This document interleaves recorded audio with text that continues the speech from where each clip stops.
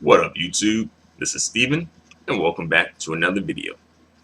In this video, I want to talk about something that happened very recently to LeBron James. Alright, so you guys probably already heard, but some racist person, probably white, probably Caucasian, wrote a racial slur on like LeBron James's house or something to that effect on his property, right? And a lot of people have a lot of things to say about this, right? Um, for me personally, I know some people are going to have some things to say about what I'm about to say, but sometimes it's like, let me get the wording of this right. All right. A lot of these rich, black, wealthy celebrities don't really seem to care about racism all that much, you know, until it personally affects them, right? Then that's when they seem to want to be vocal about things, right? So while I do marginally feel bad about this situation, right? Because, I do think that's, very disrespectful. It's, you know, says a lot about, the climate that we're in right now when it comes to racism. And also, it is, I don't like to see black people mistreated, of course. You know, that does not warm my heart to see black people mistreated. It does the opposite, right? Um, but it's like, well, like, well, LeBron, like, you want us to come, you want the community to rally around you. But what happens when this is over, right? Will you start speaking up on black issues a lot more? Will you use your platform to promote and advance black causes? Or will it just be back to business as usual, not caring, right? Because a lot of times we see that when it comes to these celebrities in these situations, like Oprah Winfrey, right? She was in Switzerland, and then some folks didn't want to didn't want to show her a purse, and she was like, racism.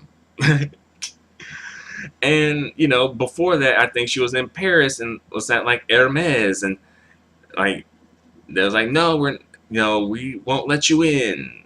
We're closed. Racism, right? But then, like, where's Oprah at when all this other stuff, when we talking about Black Lives Matter and these police brutality things and all this other stuff in the media? Where they at? Where's she at? Right? There's back to business as usual for Oprah. And then, like, Nicki Minaj, right? She was complaining about racism because she didn't get nominated for an MTV Video of the Year award. And then she got into it with Taylor Swift via social media, and then got typecasted as the angry black woman, right? So she's talking about all this racism stuff, right? But then, like, well, what about when it don't affect you personally, right? It seems like these celebrities, when it affects them personally, that's when they want to speak up. But when it seems to be affecting like the other black person, that is adjacent to you, well, perhaps they're not adjacent to them. Maybe that's the thing too. But black people who at one point were probably adjacent to them, right? Because the majority of these celebrities did not come from wealthy. These black celebrities did not come from wealthy backgrounds, right? So at one point they were adjacent, at least adjacent to someone who experienced racism at one point or another, right? Another one, Kanye West, right? When racism affects him, all of a sudden he wants all hands on deck. But then when it's not affecting him, these folks don't really have much to say. They don't really want to say anything, right? So that's one reason in particular. While, again, I'm not condoning a racist white person spray painting racial pejoratives on a black person's property. Of course not. I wouldn't be condoning that. I wouldn't be trying to sweep that under the rug like Jason Whitlock, who I'll get into a little later in this video. But it's like, well, that's sad. That's bad that that happened to you. But I mean, in the big scheme of things, should I really waste my time caring about this? You know? And that sucks that I would have that thought, right? Because if this was like some celebrity, like, who's been more outspoken about issues, like if this happened to say maybe like J. Cole, you know,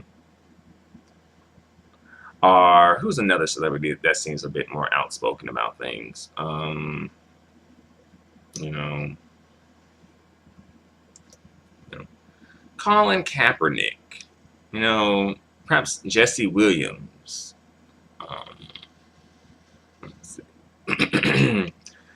etc.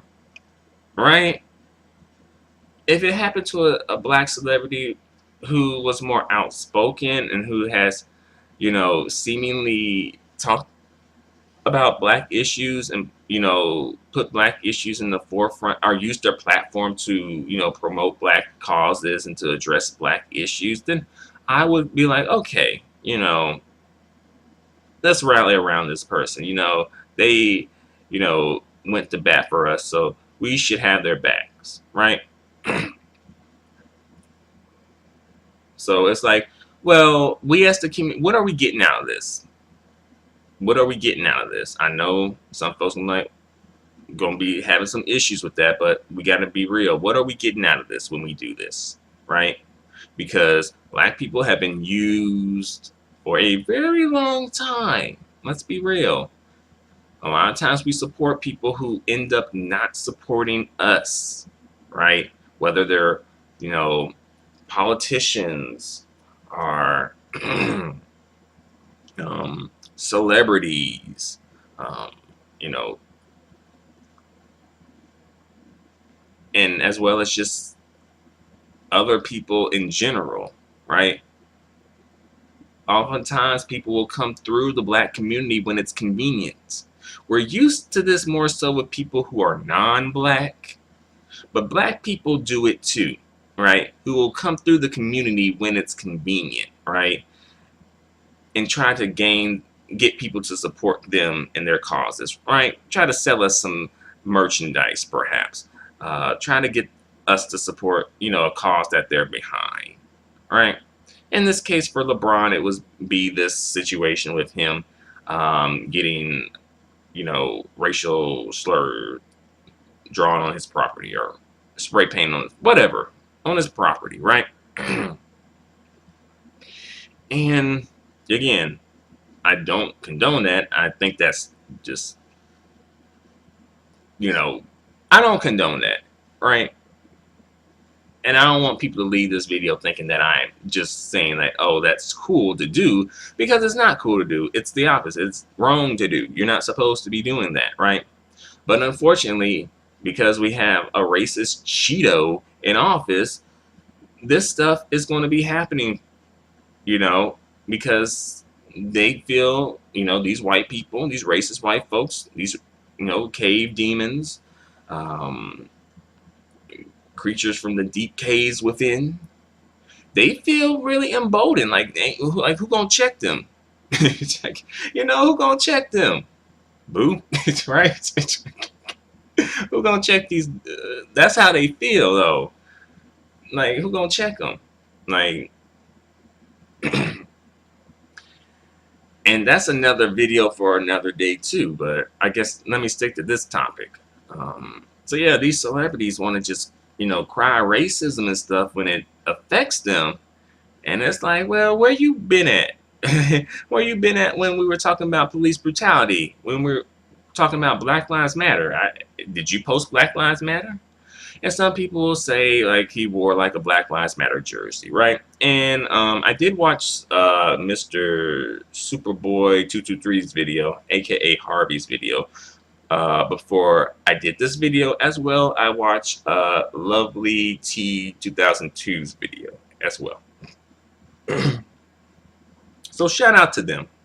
Um, but Harvey had mentioned that in his video about him wearing the jersey or whatever. But I think that might not just, it ain't enough, I guess. But I think he did wear a Black Lives Matter jersey though. Um, but I think in Harvey's video he had mentioned something about LeBron James, like Tamir Rice's family, that young black man, well, young black boy, because you know how they when it's a black youth, they really try to upgrade the age, right? When it's like a black teenager, to be like this black man, this black adult, this black woman, right? When it's a teenager, they do that in the media. They do that. While on the opposite side, when it's a white person who is 18 or above, sometimes they like to downplay their age and be like, oh, this young white kid made a mistake, right? I think Billy Bush had said that Swimmer was just a kid. He was like 32 years old, right? Billy Bush was talking about that those swimmers or swimmer in Rio who pretended like they got robbed for some reason. I forgot why. Some white buffoonery. I don't know. But yeah, they do that in the media when it comes to black people, right? But yeah, Tamir Rice family had reached out to LeBron James, and LeBron James was like, I need more facts. And I think that is what's triggering like a lot of people. I know Harvey was really triggered by that. Understandably,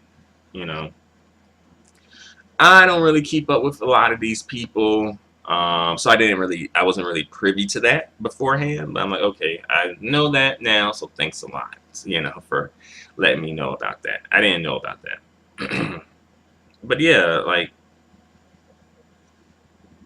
it's like, well, I think we as black people need to probably demand a little bit more when it comes to black celebrities in their involvement in the community, as well as speaking out on social issues, because they'll speak out when they want to sell us something, right? When they want to sell us a good or a service, they will speak out, right? When they want us to buy, their clothing that they may be selling, or some like drink that they're advertising and they're the spokesperson for, etc., right?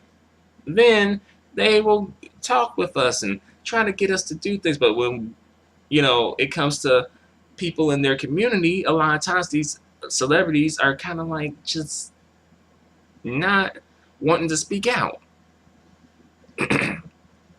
And that's their right. They have the right not to speak out. But it's like, well,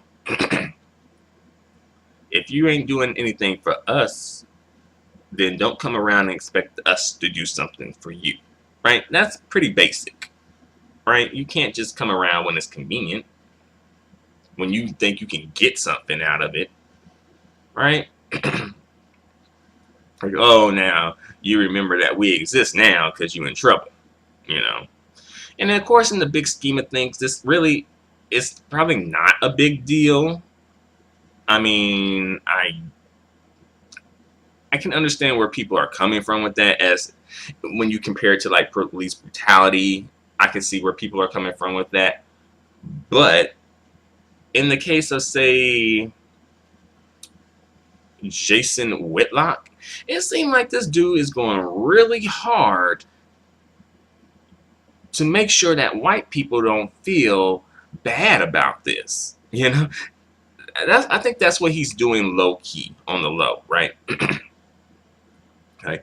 He's trying to downplay it. And I think he's doing that partially to make white people feel comfortable, right? And like Cynthia G has said before, like Cynthia, like we gotta stop making racism comfortable for white people because it sure as hell ain't comfortable for us. It has never been comfortable for us. So I don't. For some reason, some black people really feel the need to coddle white people when it comes to racism. And by and large, white people do not coddle us when we experience racism from their people, right? They do a few things, but they typically don't coddle us. One, they'll just not speak on it at all, right? They'll just stay silent and won't speak on it at all, right?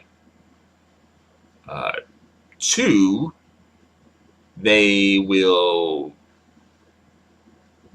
perhaps say something that is like, oh, that is terrible that that happened. That is messed up. But they won't really go in. They won't do what Jason Whitlock's doing, but for black people. They won't do that. They won't be like, that is just some fucked up shit, and these white people need to learn their damn lesson. I'm tired of seeing shit like. When do you ever hear a white person going in on racism like that? Not a lot, right? I don't think I've ever heard it. So, and then the third thing that they'll do, which is probably the worst thing, is they will probably downplay it. I guess that's one thing. They'll downplay it, but then other times they'll try and justify it, right? But again, they won't really go in. That's the thing that Jason Whitlock needs to understand. They won't do what you're doing for them, for you, right? They won't do what Jason Whitlock is doing on our behalf. Like they won't do that for us. White people, when this stuff happens, they stay on code, right? Even if they do feel a certain way about it, they keep it to themselves. And I think that's what Jason Whitlock needs to do, even though he could feel this way. I mean, I don't agree with the way he feels, but he could feel this way. But that's the thing. Keep it to yourself. Why do you feel the need to just go hard in the paint against this? And it's like, oh, poor people have it the worst. Okay, poor people, yes, poor people do have it hard, but I would argue that a poor black person has it tougher than a poor white person, right? A poor white person would have to deal with the obstacle of poverty, while a black person would have to deal with the obstacle of race, perhaps gender if it's a woman, and poverty, right? They'll have to deal with the poverty, gender, and the race aspect of it, too. But with Jason Whitlock's way of thinking, it's just, oh, it's all the same, And it's like, where do they find these people sometimes? I'm like, why? Like, who? I guess they found the right one. And, shout out to Martellus Bennett and also Chris Bassard for checking Jason Whitlock. Whether he absorbed it or not, I'm pretty sure it went over his head. He didn't want to take it in. But at least they did it, right? And also, Jason Whitlock better be a little careful, when you're doing stuff like this, because you could be next on their list, right? And they probably gonna do it. You thinking that this cooning is gonna save you, right? Like Tariq Nasheed said, cooning will not save you. Look at the people who have cooned and look at where they're at. It kind of will prolong your shelf life a little bit more, but ultimately you have a shelf life still. Like once they once you reach the end of your shelf life, you're done, right? Stacey Dash with Fox News, right? Y'all seen what happened to Stacey Dash. They let her go, right? After they found didn't really need her, didn't have much of a use for her. After there weren't any, I guess, black issues that they needed to use her voice for and use her as their talking piece, they let her go. Who else? That Sheriff Clark, that dude. I heard that he was getting fired or has gotten fired over calling a white male a snowflake, right? After all that cooning he did for white folk, and he got fired over that little thing. I think I could be wrong, but I think so. But yeah, overall, one word, a snowflake or a snowflake. And I feel like Jason Whitlock is setting himself up. He's setting himself up for a big, big, big, big, big Negro wake up call. All right. Negro moment. You know. And I mean, how are we gonna react, black community? Are we gonna be rallying behind Jason Whitlock after all this stuff after all this he's done said, downplaying all this, right? Saying like, oh, if you're a rich black person, racism doesn't apply to you. And while I do believe that some black celebrities believe that, that's not the case, though. That's not true. It does apply to you, you know? And I guess some people can argue that it applies even more because a lot of times these white people do feel some type of a way about black people excelling and outdoing them and having more than them, as quiet as it's kept. White people do feel some type of a way about that. Maybe not every single white person, but a lot of them do. Because, again, we have been raised in a system of white supremacy, right? That white is right. That, they are the best, right? But when they see themselves and comparing them to, like, other folks, these black celebrities especially, they probably feeling some type of a way about that, you know?